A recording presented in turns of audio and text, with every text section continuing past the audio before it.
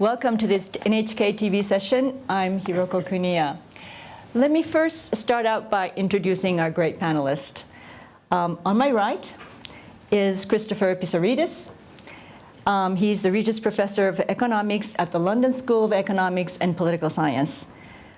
He's an expert on economics of labor markets and is the recipient of 2010 Nobel Prize in Economics. Next to him is Dileep George. He's the co-founder and chief technology officer of Vicarious. It's a Silicon Valley startup, and he's an expert on the research of neuroscience and artificial intelligence, and he's building human-level artificial intelligence. And next to him is Yoshiaki Fujimori, president and CEO of Lixil Group in Japan.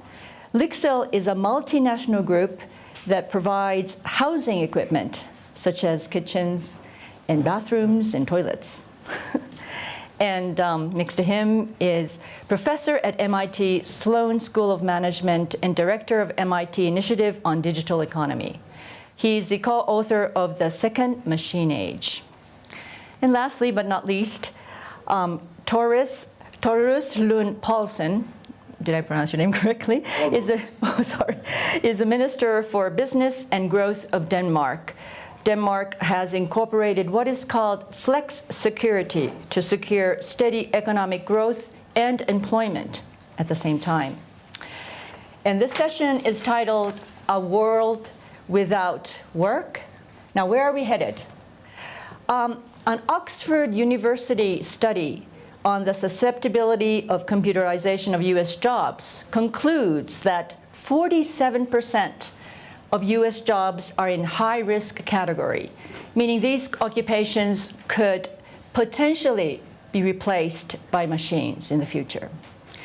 There is still much debate on the likely size of the impact brought on by the technological advancement on work, but awareness is growing more and more that despite increased productivity and growing global income and quality of life, many jobs could and have disappeared due to creative new services.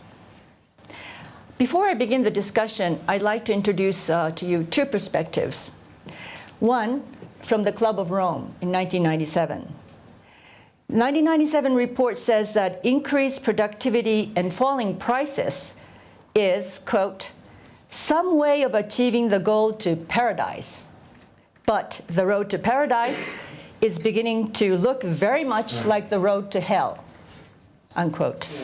The question asked was that we are driving towards more abundance, but at the same time, towards zero employment and zero availability of money for many people. Another perspective, this goes back to way back in 1930, John Maynard Keynes. He warned also about the widespread technological unemployment, but he had a very different perspective. He said, man's struggle for subsistence may be solved due to technological improvements. He saw that man, for the first time, will be faced with how to use his leisure time. So here we are going to be asking questions. Are we driving towards more and more wealth with less and less labor? And with what policies and actions do we need to take to soften the impact on people? So let me first start by asking Mr. George. You are the cutting-edge Silicon Valley startup who is trying to build artificial intelligence. How far have we approached close to the mind of the human being? Let me just explain to the audience here that his company beat CAPTCHA. CAPTCHA is it was thought that only people could recognize the distorted figures and the distorted numbers in computers, but artificial intelligence was able to beat that. Yes. What does that tell us about the latest? So there are two perspectives. One is artificial intelligence is already very successful and is being applied in a wide variety of areas. And these artificial intelligences are what we call narrow AI. They can excel humans in particular areas, but those AI systems cannot be general purpose, cannot be flexible like human beings. So in the narrow AI area, we are making great progress, and we have already made great progress. And even narrow AI systems can replace workers in those specified areas. We are working on what we call general AI, building machines that work in a very flexible way like humans do, and have the same common sense understanding of the world as humans do, and can reason about situations and adapt to situations. And the basic premise is that the brain can be understood. What we have in our head is nothing but a machine, and it can be understood, and machines can be made to work on the same principles as the human brain. And we are still far away from getting all the way to the human level intelligence.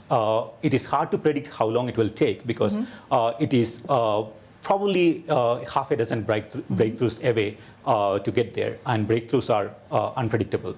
But there is a lot of investment going into it. A lot of smart people are working on it. So it is not a question of whether it will happen. It is only a question of when it will happen. Machines can now do the physical work. Yes. And you're saying that you're developing something that can mimic the brain. And you said the key factor is prediction. Yes. Forward. Yeah. So one of the things that we did when we beat CAPTCHA was, there are pattern recognition systems which can look at an image and say whether it's an A or B. But we were one of the first to even come back and predict the occluded portions of a character. So this is based on what you know about characters, what you know about letters, predicting the missing portions of letters. And being able to make predictions can be considered as the hallmark of intelligence. If you have good models of the world, you are able to make predictions on what is going to happen next. And being able to mimic that in software is one of the key breakthroughs that is required for creating human-level artificial intelligence. Before I go to the other panels, I have one more question to you. Because the Silicon Valley entrepreneurs just recently conducted the Basic Income Create-a-thon. Yeah. Basic income is to provide money to people, regardless of whether or not they're employed or unemployed, so that they can have a decent living. Yeah. What was in the minds of the entrepreneurs that you thought that we needed to start thinking about basic income for everyone? So we can go back to, one of the famous quotes from Arthur Clarke is that the goal of future is full unemployment, so we can all play. This is a famous quote. And you can see that if you can build machines like the brain, if you can replicate all functions that humans can do, then all the production can be done by machines. And then there's a question of what do humans do? And we can play. But the basic rule of play that we teach children is everybody gets a chance, everybody gets a share. You take turns, and ensuring that everybody is part of this abundance that is produced by machines is an important social responsibility. And people in Silicon Valley are aware of it. They are also enabling the change, and they're also aware of the consequences of it. And I would say that is the impetus behind those conversations. So they're seeing that massive numbers of employment could be lost. Yes. Let me go to Mr. Brynjolfsson. In your book, in your second machine age, you say that there will be few winners and many, many losers. What's happening to the labor market? So I wouldn't actually put it quite that way. Okay. Let me clarify. So it's true that that the technology is making the pie bigger and overall wealth is getting larger, but there's no economic law that says that everyone's going to benefit proportionally. It's possible for some people to come out way ahead and others behind. Through most of history, it was a rising tide that lifted most boats. But in the past about 20 years, we've seen what Andrew McAfee and I call the great decoupling. That is a continued growth in productivity. GDP is at an all-time high in most countries. We have more millionaires and billionaires than ever before, some of them probably in this room here. But median income, the income of the person at the 50th percentile, is lower now in the United States and many other countries than it was in the late 1990s. So the productivity has become decoupled. And part of the reason that's happened is that technological progress can be biased. You can have it biased towards high-skill workers against low-skill or middle-skill workers. You can have it biased towards capital or labor. You can have it biased towards superstars or and against other people who aren't superstars. So those are all possible ways that the technology can unfold. But I want to stress that ultimately what happens is a function of the policies we put in place, how we organize our activity, the decisions that executives and individuals make. And there's no inevitability about this particular path. That is the path we've been on the past 20 years or so. And if we don't change, we'll probably continue on that path. But it's within our power to shift that. And it's quite possible that we can restore a system that creates prosperity for the many, not just the few. But you say the change is happening exponentially. The technological change is happening exponentially. Our institutions, our organizations are not changing nearly as fast, and that's part of why we're having these difficulties. And I think it's wonderful that Dileep and many others are inventing better and better ways for machines to have more capabilities, but it's the responsibility of economists and managers and the rest of society to find ways to keep up. You know, in the earlier industrial revolution, you mentioned how machines had automated muscle work with the steam engine and electricity. The rest of society adapted to that. We invented mass public education. We changed our social security system. We made a whole set of other changes, and that helped soften the blow. It was still very rough for many people, and not everybody benefited immediately. But ultimately, we adapted and we made some changes. We now have to make equally important changes in our institutions and our organizations today. And one of the reasons I think it's good that we're having this conversation is that we don't want to hold back the technology. What we want to do is speed up our human capabilities, our skills, and our organizations to keep up with what the technology is making possible. Mr. Pissarides, excuse me, you say that the global share, the global income is growing, but the share labor gets is getting smaller and smaller. Therefore, inequality is rapidly rising. And last year, I think you warned the people here and that the wealth of the richest 1% would own more wealth than 99% of the population. And Oxfam just announced this week that it happened, right? My view about it is very much the one that you just heard from Eric. The pie is growing bigger. There's no guarantee that everyone will benefit if we leave the market alone. In fact, if anything, we think that not everyone will benefit if we leave the market alone. So we need to develop a new system of institutions, new policies that will redistribute inevitably from those that the market will have rewarded in favor of those that the market will have left behind. Now, having a universal minimum income is one of those ways, and in fact, it's one that I'm very much in favor of, as long as we know how to apply it without taking away the incentive to work at the lower end of the market. I'm also not worried at all about job creation at the unskilled end of the market, because there are many labor-intensive services that we'll never be able to automate. You know, there is the caring, nursing sector, medical sector. I mean, I don't mean high-level doctors, I mean sort of nurses and those who look after. Given with the aging of societies as well, that would be a big job creation sector, however many successes there are in artificial intelligence or anything else. There is the leisure industry, which is labor incentive. You don't want to sit in restaurants and being served by robots. I think you never will. Or you don't want your food to be cooked by robots. At least I don't when I go to restaurants. There are many sectors that are like that.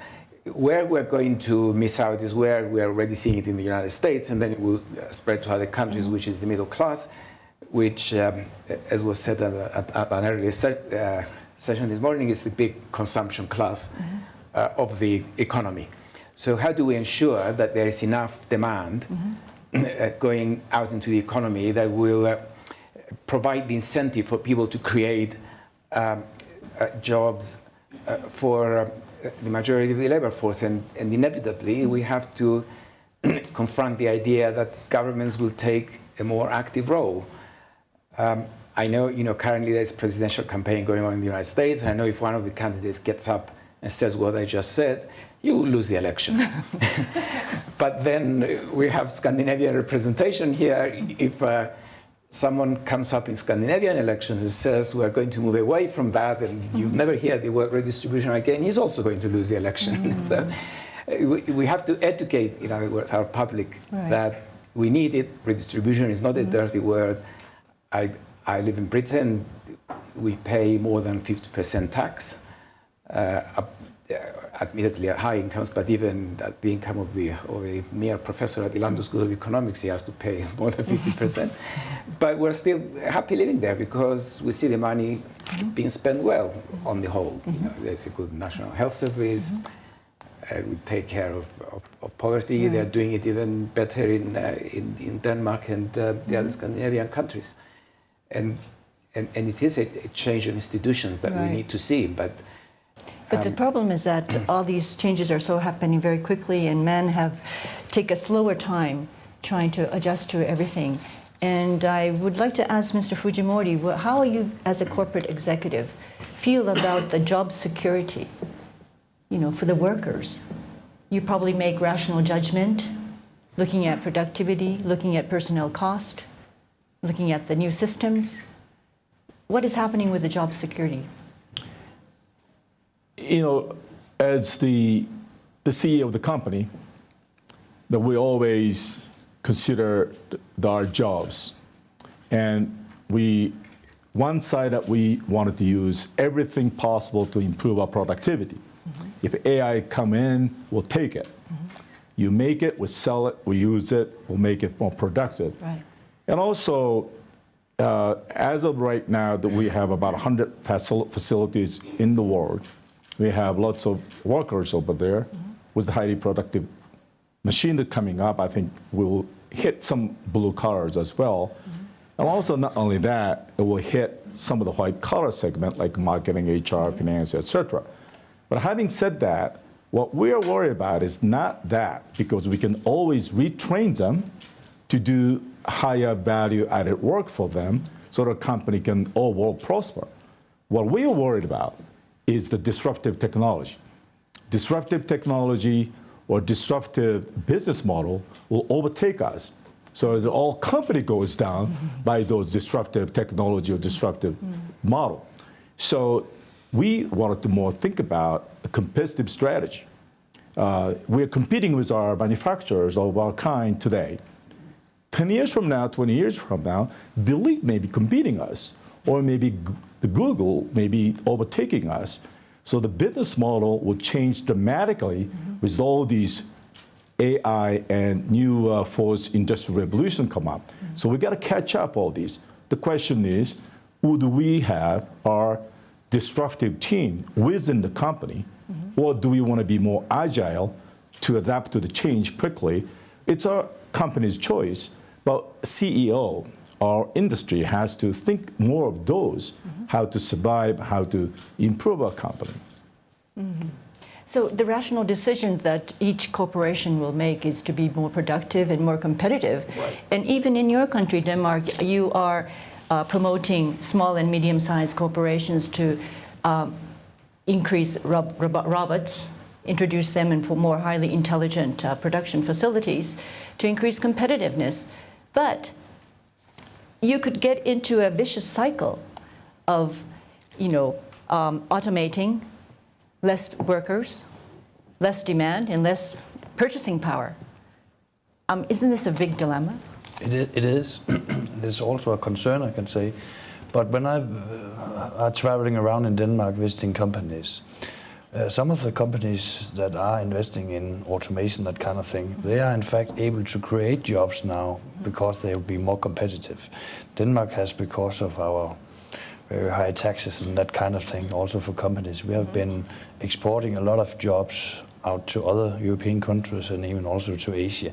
So I think for Denmark, in fact, having this new agenda, that could be an advantage. But of course, some of the European countries, also in the EU, they will have a lot of pressure because some of the new technologies would send jobs away.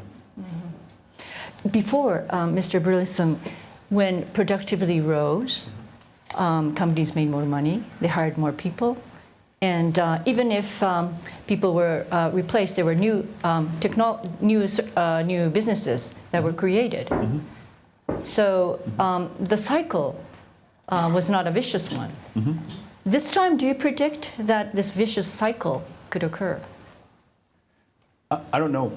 Because I think that- are we going to be able to make yeah. new services, I think more it's a- industries faster? I think that's a great question, and it's something that we have to take very seriously, because as I was saying earlier, I don't know for sure, and that worries me. There's no guarantee that we're going to continue what we did in the past, or whether we're at a turning point right now. I think we want to try to do everything we can to try to encourage job creation and educate the workforce and do our best so that we can continue in the positive way we've been in the past. But there are some disturbing trends. I mentioned earlier about median income. Also, if you look at new business formation in the United States, we hear a lot about the wonderful things happening in Silicon Valley and elsewhere. But if you look at the whole country, there's actually fewer new businesses being formed. There are fewer young companies. Entrepreneurship is actually lower than it was 10 or 20 years ago. It's been falling. And that's a disturbing trend, because ultimately those new jobs are coming from entrepreneurs. It's the function of an entrepreneur is to think of ways of taking technology and combining it with skills that humans have to fit a business, a consumer need, and putting those things together. That's what entrepreneurs do. We need more people to do that, because the old jobs are being automated. There's no question about that. I don't know whether it's 47% or what the exact number is, but there's no question that many existing tasks will be automated, and that should be a good thing as we replace some of those routine tasks, if we can find the new jobs and the new industries and the new goods and services. I'd like to see us working harder on developing those and developing the skills for the workforce so that we can fulfill those. Because ultimately, that would be the best way to provide for people, is to have people doing productive work. And that would be my first option before we go to a basic income or other sorts of things, which we may have to at some point. I think we could invest much more in education and entrepreneurship, research and development to reinvigorate the economy. Mr. Pissarides, where do you see the areas of growth for the labor market? Oh, there's no doubt that they will be in the service sector, and most of them will be in service. The service sector requires lower skills of the traditional kind, but it will require better skills in human communication, how you treat other beings. I mentioned the caring sector So it will be the labor-intensive. They will be labor-intensive, but they will require skills that are very different from the ones that our schools are giving people now. You know, they will be beyond. They should be able. They will be able to communicate better. Their product will not be one that they will be producing alone in a laboratory or in an office. It will be more involving other people more directly. So I'm all in favor of new forms of education, or at least an adjustment in our educational systems that will give these new skills. There will, of course, be jobs, and I hope there are jobs at the entrepreneurial level, because it's through entrepreneurship that we get the job creation and making investment more productive. And the United States is following. Of course, in Europe, that's rising much more. I mean, in Europe, we're behind where the United States is. I mean, startups is only now becoming a fashionable term in Europe. And many young people are moving in that direction, including my own son, I should say. So I see it in the family. So I should say, you know, I mean, the very first statistic you gave about 47% of jobs will be destroyed, and you panicked.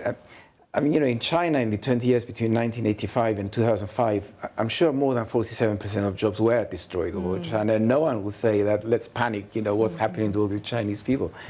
In fact, overall employment has stayed the same, productivity has risen, but that's because the economy during that period was able to create jobs of the traditional kind, manufacturing, sort of export, low-skilled export manufacturing. But what worries us is that if entrepreneurs create businesses, but are they going to be creating businesses that can absorb enough workers that were displaced by the smarter machines, the smarter robots?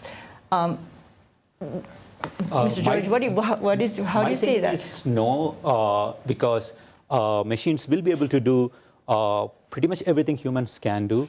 and might even be better than us at doing those things because they don't get tired, they don't have children to take care of when they go back home.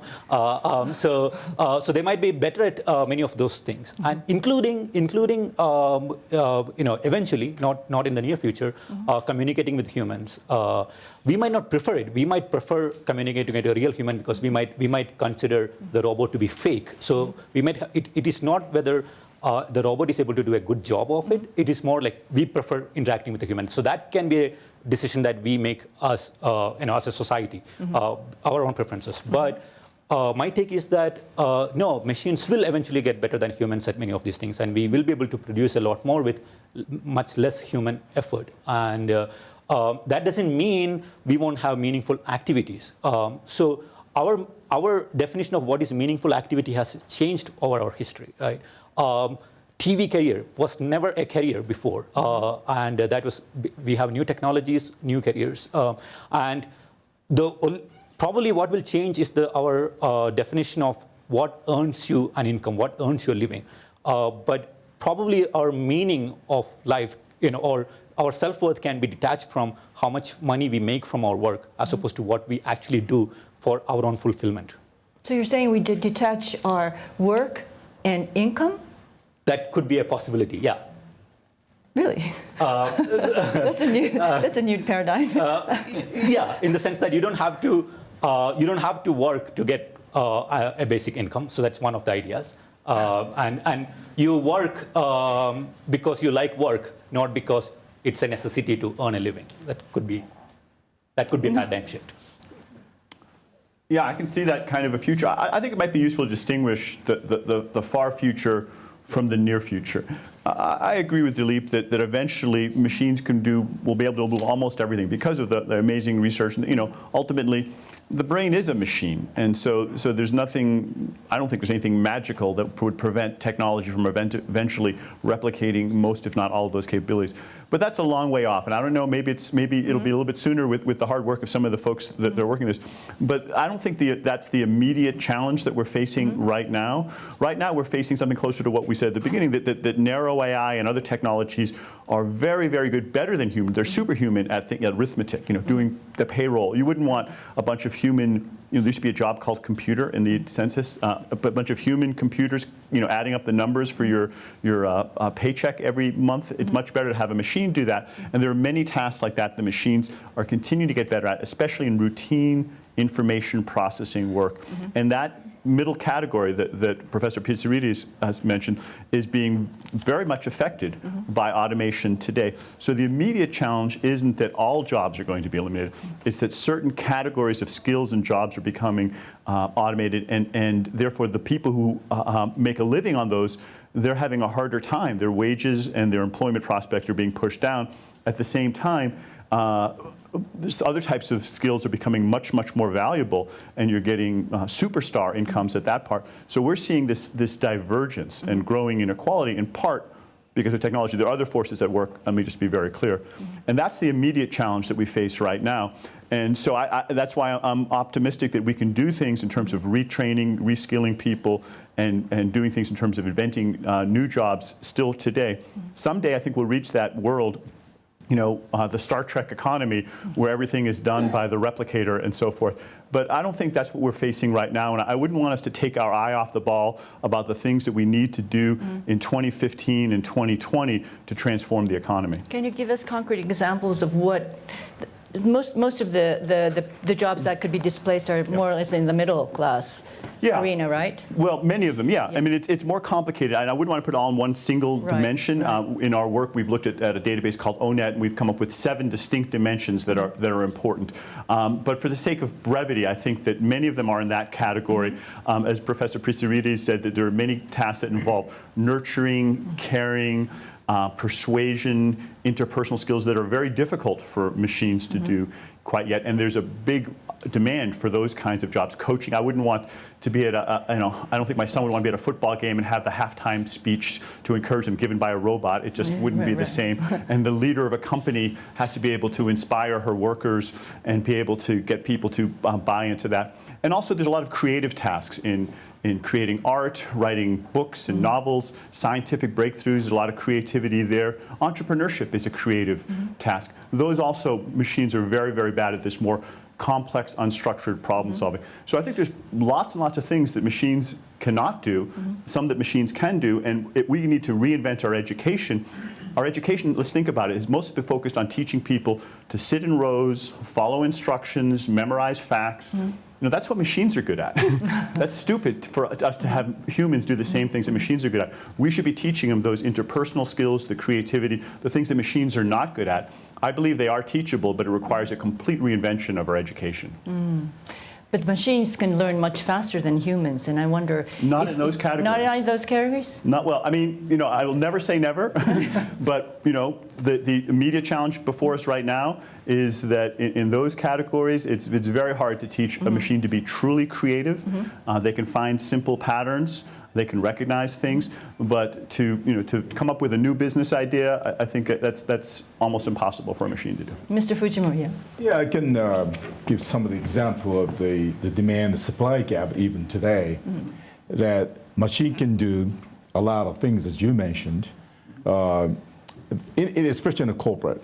So we don't probably need as many people as we have right now because of that.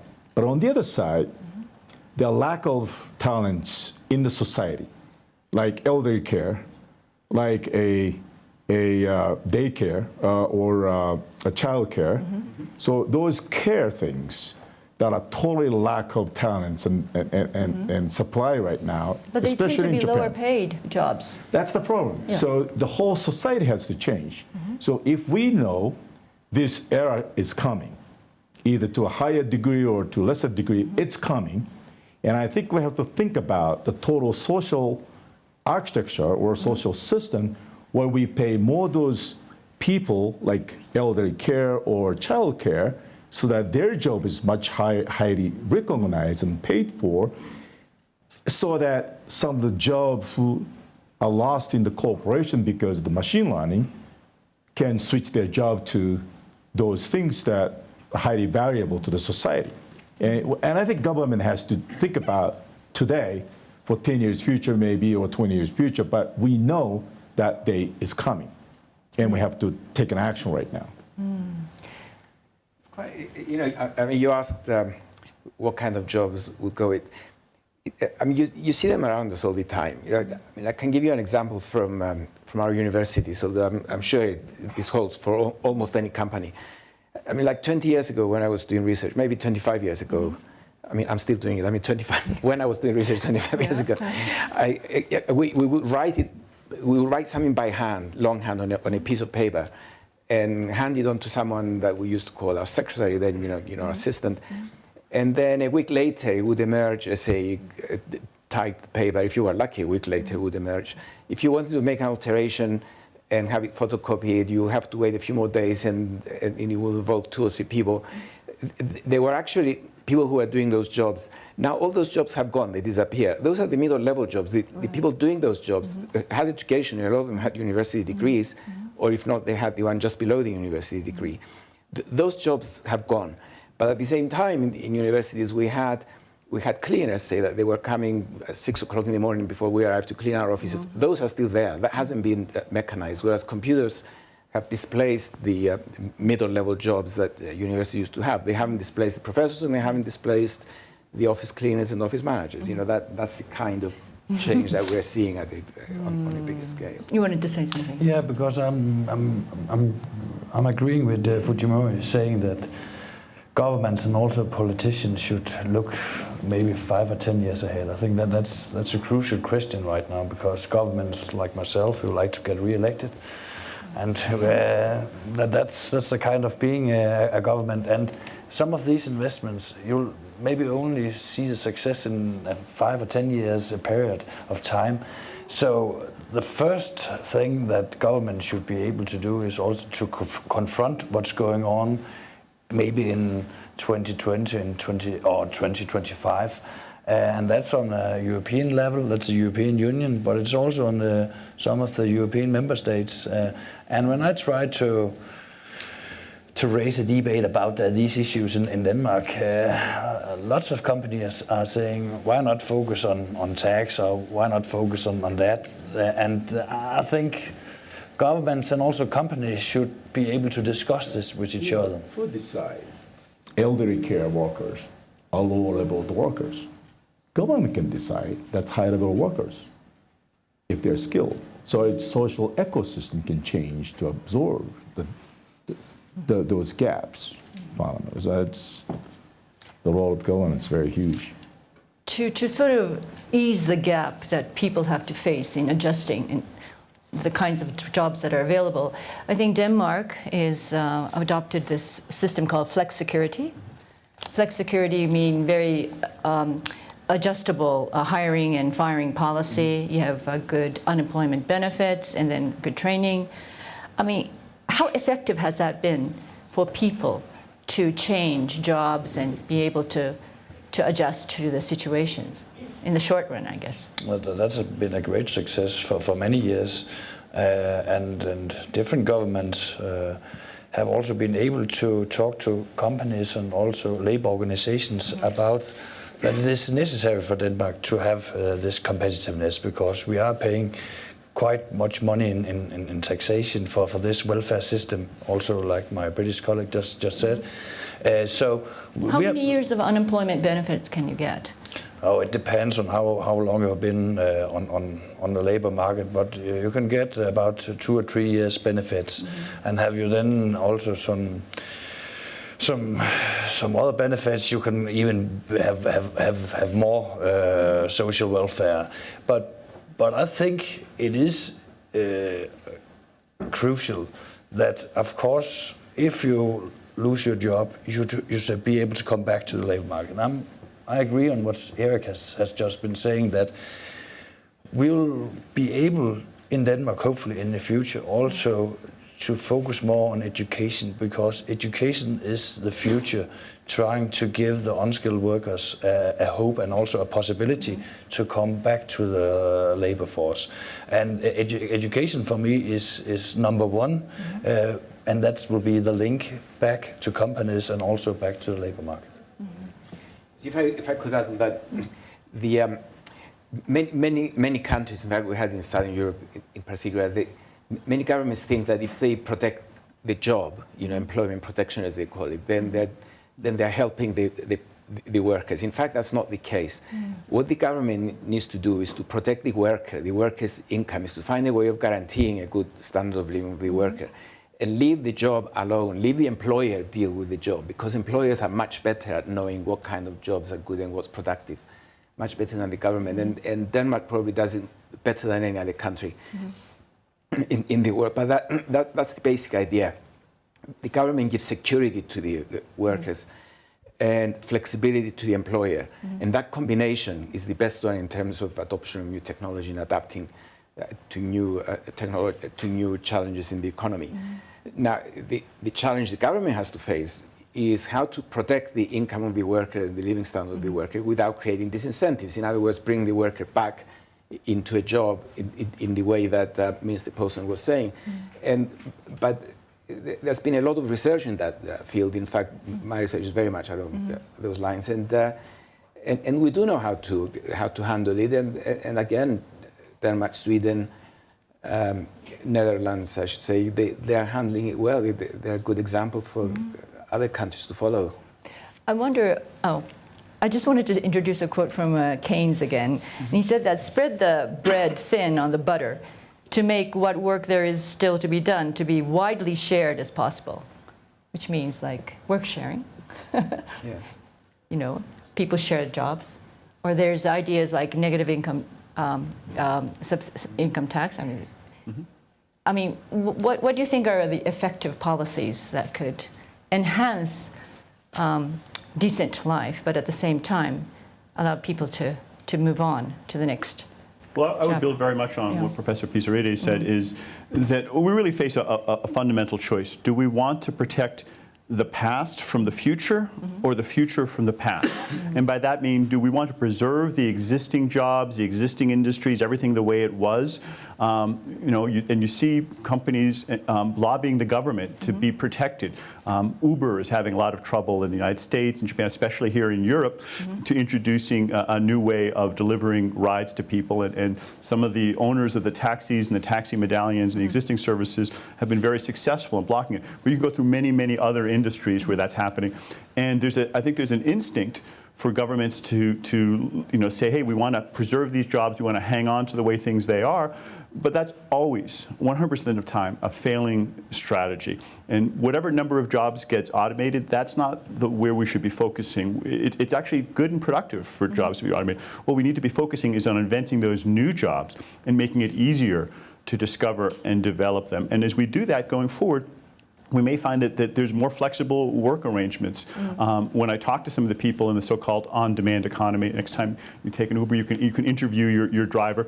I ask, are you being paid more? And many of them say, no, not really, but I'm much happier because now if I want to work on Saturday morning, I can work. If I want to take off a Friday afternoon to be with my children, because many humans do have children they want to take care of, then they can do that as well, and they have much more flexibility. And it turns out to be a plus for them. So there's these new ways that are being invented that benefit the consumer, benefit the worker, and in that case, obviously, benefit the investors, the founders as well. So that's a possibility. Going forward, it wouldn't surprise me if, as our living standards rise, we choose to have much more leisure, as John Maynard Keynes suggested. He was a little bit off, and if you follow up on that quote that you were making, he predicted that by our era, people would be working maybe 12 hours a day. 15 hours. 12, a week, sorry, a week, not a day. 15 hours a week. Yeah, some of us are already 3 hours a day. 3 hours a day. Yeah, so and he was not right about that. He was pretty much accurate about predicting how wealthy we would be, but I think he underestimated our appetite for consuming a lot of the new things that have been invented. Right. But even holding that aside, it's certainly true that the work week is much shorter now than it was in 1929 when he first wrote that draft of that, or 1870. It's been falling, and I think that's mostly a good thing. People can spend more time doing other things, and as long as they are able to have enough income to take care of their basic needs, that's a choice many people will make. There's another argument that if the changes are so fast and that people are not being able to adjust to it, should we control the pace of the innovations?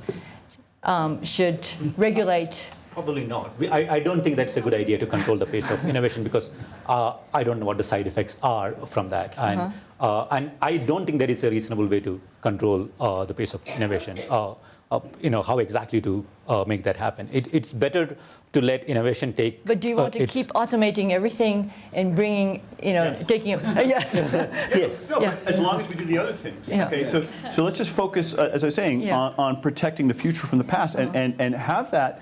And look, what are we talking about? We're talking about a world. Let's just be very clear: a world with a lot more wealth and a lot less work. Shame on us if we think that's a bad thing. I mean, that's just weird to think that that's a bad thing. It should be a good thing to be able to have more wealth with less work, but we have to do it in a way that we distribute things It's scaring equitably. everybody. And understandably, because right now our current system isn't letting people share it. It's been benefiting the few, not the many. But it doesn't have to be that way. There's nothing fundamental baked in. Those are some societal choices that we can make. Well, I should have to say that shame on us for doing it's a good thing, and shame on our politicians if they're not brave enough and get up and say that and say, this is what I'm going to do and vote for me. This is a group that can influence that. But, most of the government today tends to block the new things coming in. So I would go the other way. The government should accelerate even those new things coming up and disruptive technology replacing existing technology. I mean, most of the countries are tighten much more regulations, and they are more protective from those new businesses taking over existing businesses. I don't think it's the right thing to do. So Japan is the same way, and then the other countries the same way. I think government should relax all these regulations to allow new businesses to emerge. But, Mr. George, isn't it true that some experts say that people who can be hired by the new entrepreneurships are those who are immune to unemployment to begin with? And only those who are immune will be hired. Well, I think one, technology can help retrain people, and also people plus technology can be a very powerful combination. Plus, I think every human being has the ability to be creative, and whether it being on entertainment side, crafts, thinking of new ideas, exploring the rest of the universe. So every human being has the capability to be creative, and we are creative when our basic needs are met. For example, I wouldn't be an entrepreneur if I was worried that if I fail, I will starve and die. If that was the outcome I am facing, I wouldn't dare to be an entrepreneur. I wouldn't take risks. And I think that's a future that we can give to everybody. That people's basic needs are met, and I think they all have the capability to be creative. In Denmark, I think, is leading the way on a lot of this. I mean, what you were describing with flexicurity is a great example of how you can have jobs, people moving from job to job, but still have that safety net. I'd love to hear more about that. Yeah, but maybe I'd like to return to Uber, because I think that's a great example. Because in Denmark we have quite much regulation, I must say, and I'm not in favor of that. But the reason why we have made so many laws and also have so high taxes is the welfare system. But talking about Uber, and I'm in favor of Uber. I think this would be a huge company also in Denmark in the future. But when I'm talking to taxi companies, and then they ask me, how can you make sure that Uber also would pay tax? Because they are not a part of the system, because it's ordinary people driving around. Nobody would control if they're paying taxes. So there'll be a huge discussion in Denmark how to secure that the new ways of living, that they will also be a part of the welfare it's system. interesting you mentioned, I had a conversation with some of them, and they were talking, in some countries, in Denmark is not so much one of these, but some countries it's mostly a cash economy, and people pay their taxi drivers with cash.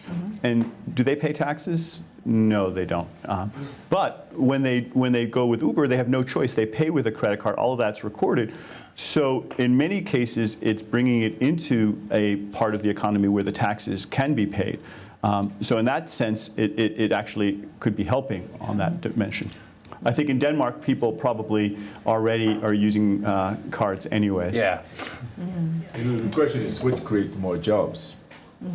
Protect taxi drivers, or if you open up, you create probably 10 times more jobs. But I'm not protecting. I'm just trying to give you some dilemmas in Denmark about this issue. Also concerning Airbnb, that has been a great success in Denmark, a huge success worldwide. But of course now hotels and that kind of companies are coming to me saying, oh, it's not a fair competition because they don't have the same regulations that we have to fulfill.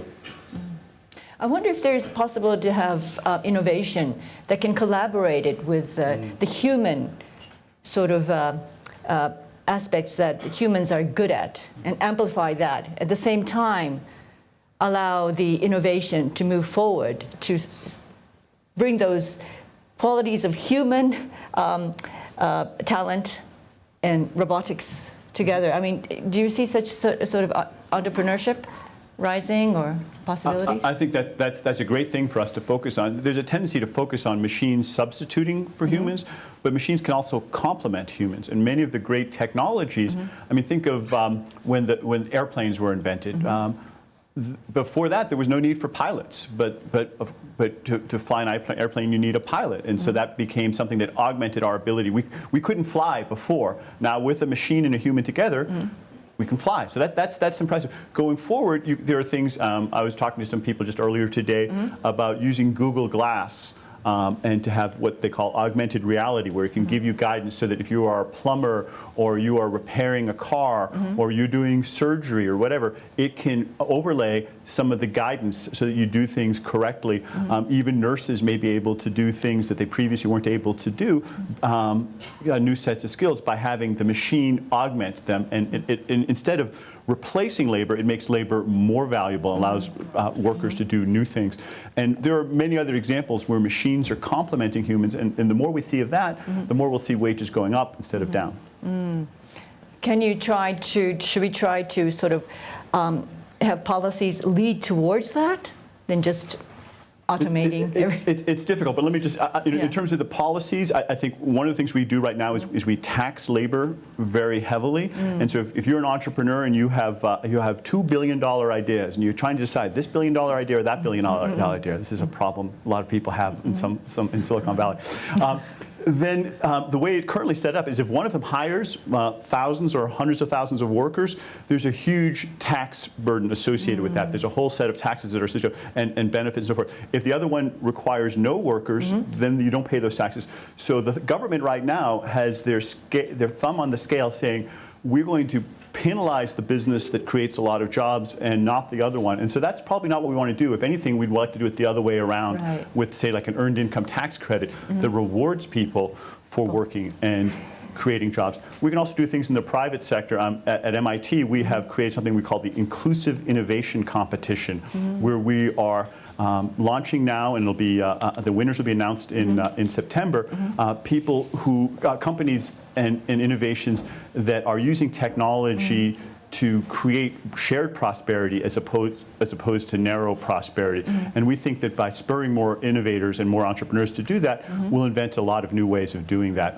Just as the DARPA Grand Challenge helped invent the self-driving car, we're trying to do that for business models. On the taxation, I mean, I was taking it away a little bit from our main topic, but switching from labor tax and income tax to consumption tax would deal with the problem, and it's not difficult to monitor a consumption tax. Just like now we declare our income and we pay tax on our income, we'll declare our savings as well, and we'll pay tax on the difference between income and savings as a consumption tax. Mr. Fujimori, you've been talking about we should, deregulate and be able to do incorporate innovations. Other than that, what should corporations start thinking about with regard to this employment? We have to, we talk a lot about retraining, and retraining is responsibility for the corporation. If we know the future, and I think we're almost crystal clear that we know the future, that's what we're talking about, that we have to start to retrain the people. And also we have to work with the government to really create the future talent to be more adapted to the future trend. So if we need more of digital science or cognitive science, that we have more education to generate those people as opposed to the traditional electrical, mechanical engineering, which is not going to be a major force in the engineering side of it. So the education, but what the corporate can do is to retrain them to be more innovative, to be more creative, so that creativity and innovation can match with the technology advancement that Dilip and Eric has been talking about. Eric, you talk about in your book that communities where people are working are much healthier. Although we've been talking about what's wrong with more and more wealth with less and less labor. But communities tend to be much more healthier if people are working. Yeah. Right. Yeah, and this is one of the things that concerns me. Voltaire put it very eloquently. He said, work solves three great ills: boredom, vice, and need. Now, we've been mostly focusing on the third one, the need, that work will provide income. But it's also a way of giving people a sense of meaning and keeping them out of trouble. And the data show, I was very influenced by Bob Putnam, a sociologist at Harvard, who described that when communities lose work, you see drug use go up, alcoholism, teen pregnancy. There's just a whole set of negative social indicators as people lose faith. And perhaps the most disturbing one I just came out a couple of months ago. Ann Case and Angus Deaton did a study looking at what was happening to the mortality rates of lower and middle skilled white Americans, especially males. And while mortality had been improving for everybody for most of the century, about 15 years ago, it started getting much worse for that particular group. And it's not just general mortality, it's specifically suicide, alcoholism, drug use, liver failure, things that indicate that maybe these people are feeling very depressed, perhaps in part because their job prospects are getting worse. I have a comment on that. That's a study of the society as it exists now, where the majority of people are employed and the minority are unemployed, and they feel left out and they will feel depressed because socialization is part of employment. We also go to office to meet people and have social life. And the social life is tied very closely to employment right now. There are cases where, some Greek islands I read about where people work much less and they spend more time on social life. And if majority of people are doing that, maybe the adverse effects of not having to work will go away. I think it is connected to the social interactions. The more social interactions we have, healthier we are. And probably currently the unemployed are left out of the social interactions. I can add more on the diversity side of it. Especially in Japan and in some of the countries, there was still not accelerating this diverse culture. But if the productivity goes much higher, and let's say anybody can do the same work in like 60% of what they spend today, they can more focus on childcare. They're more focused on what they can do together to generate more population. That would help the accelerating diversity as well as maybe for Japan declining population. So I think it's a good thing. So I think we have to think about sharing prosperity also, right? And this is where government has a very active role to play. There's no other way of doing it. Well, this session is on a world without work. So I'd like to ask the panelists, what's going to be determining whether or not we will have a world without work or not? Anybody want to go at the What's going to be the determining factor? Well, let me tell you what it's not going to be. What? It's not technology. It's our choices of how we use the technology. Technology is and always has been a tool. We have more powerful tools now than ever before, which means we have more power to determine what our future is going to be. And we should never forget that ultimately the choice is in our hands, and it's going to be in the choice of the politicians and the people who elect them and the people who influence them, many of them at Davos this week. So let's just remember that ultimately it's our choice, not something that happens to us externally. Okay.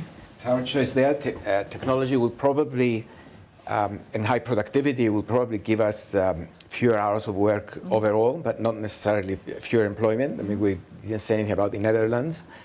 They have, if you look at annual hours of work that are performed in the Dutch labor market, you'll see that it's one of the lowest in Europe. Their employment level is one of the highest. They found a way of indirect sharing that labor, and it's also one of the countries that shows one of the highest job satisfaction levels in surveys they're doing. This is one way of sharing work, and in fact I'm very disappointed to see a lot of the American literature. Recently I was reading a book by a very successful startup in California, criticizing Europeans for being so lazy. They take 6 weeks vacation and they only work 35 hours a week. But in fact that's the future. That's what ensures that we're sharing prosperity. Okay. Well, on that note, I'd like to thank all the panelists. Thank you for joining us. Thank you.